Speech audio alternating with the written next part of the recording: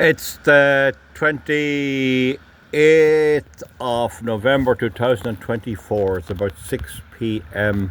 It's the eve of the general election.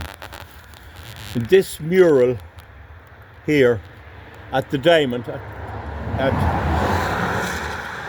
Drumbracken, Kingscourt, or Drumbracken, Marron. Cavan is just 30 yards away. Behind the camera there is Belnagearn, where they'll be voting tomorrow, and this is Drumbracken, Marron, beside Crumlin, Marron. And the people you see there with the hat is Pat Marron, and the man on the left with no hat and the blue jumper is his son Michael, and they lived right here, and they had a big store here for holding coal and everything. Pat had a lorry, one of those English types lorries. Don't know what make it was. It was probably a Foden or some of those, but that's a very, very good depiction of it. And he used to draw pipes from the pipe factory. You probably can't see me here. You cannot see me. He used to draw pipes from the pipe factory on the Carrickmacross Road, Kingsford Carrickmacross Road, all over the country, and he drew coal. And that is an excellent depiction of him. I don't know how that is done.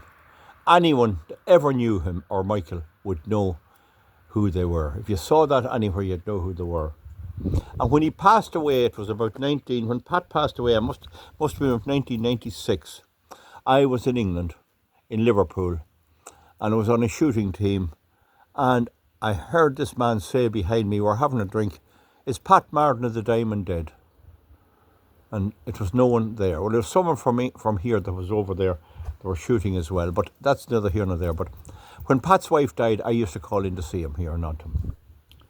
Now, so Pat died about 2000, I'd say. Say about 2000.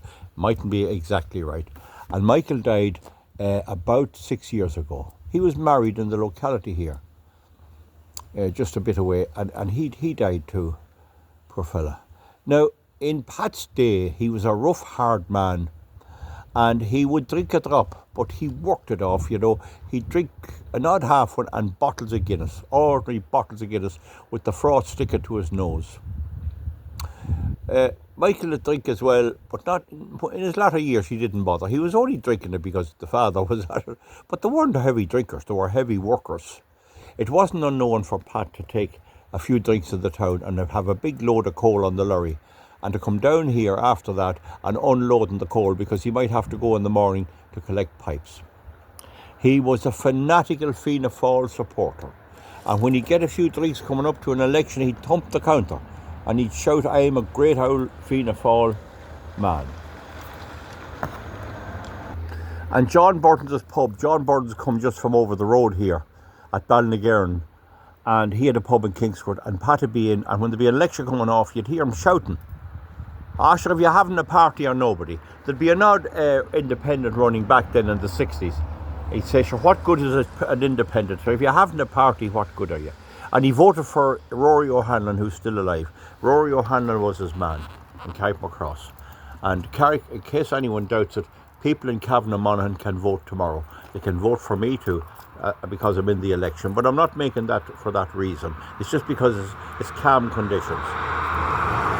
Now, Pat had a good pair of boots, and they needed soling, they needed repair, and he left them in with a cobbler in Carrickmacross, and the cobbler repaired them, and he stuck a white label on the sole of one, and he tied the two laces together, and he wrote P. Marron, Kingscourt, on the shoes, so that when somebody came to collect them, they knew who owned them.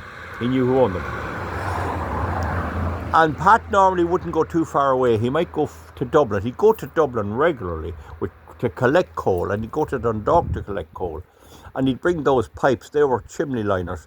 He'd bring them all over the country, but usually not too far. But this particular time anyway, there was something wrong with the southern cellar for Irish stoneware that used to do the pipes, make the pipes. It's not doing them anymore.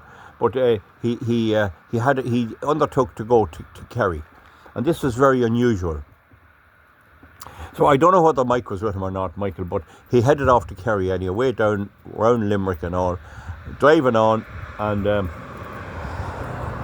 probably would have stayed somewhere down there, all that. But anyway, when he got, as he was going down to Limerick anyway, something happened. And it so happened that there was a man from here, there was a person from here with his wife and children going on holidays down to Ballybunion. And there was a stoppage on the road. And the problem was there was a lorry stuck on the road. And they were slowly going past it, and it was a big hold up. And he was giving out a bit about this lorry stopping. And the next thing was, he had a daughter in the car in the back seat. And she says, "Daddy, there's a man under the lorry fixing it. It looks like a cable came loose or something." And it's written on his boot, P. Marron, Kingscourt. And straight away, the driver knew it was Pat Marron was stuck. So that actually happened. He was a great hard-working man.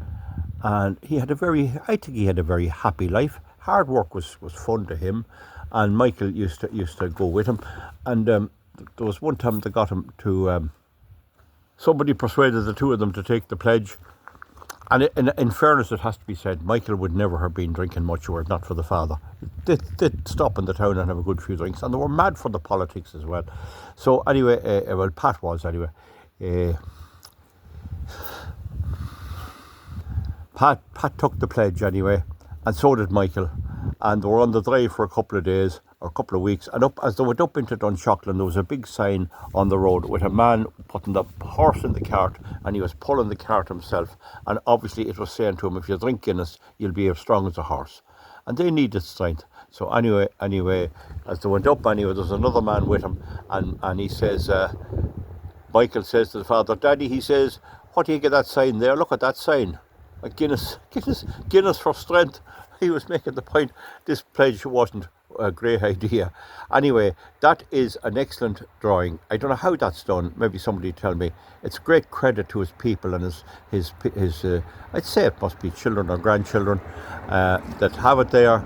Absolutely beautiful. And I remember him, and that is exactly, sorry about the noise of the traffic, that's what the two of them look like. It's an excellent depiction of what they look like. And do you notice there's no bellies?